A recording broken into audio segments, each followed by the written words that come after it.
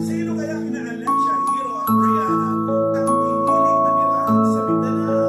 Alamin natin.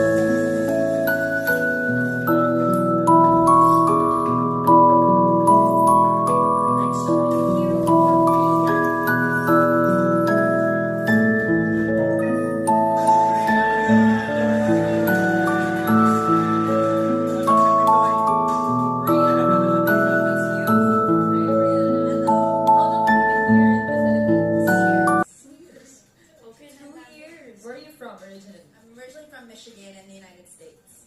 Oh, so why did you choose to move to the Daddy, Philippines? nanalo ko din. I always like to say that the Antok Philippines na chose antok me. siya. It was never my plan. Antok na antok si But Butchokoy. yeah, I've been living in Siargao for 2 years and Antok na I love antok. the quality of life and the people there. Why Toink, Siargao though, Brianna? toink. I don't know, I just feel like it's everything Toink. happens for a reason. You know, it was never my plan.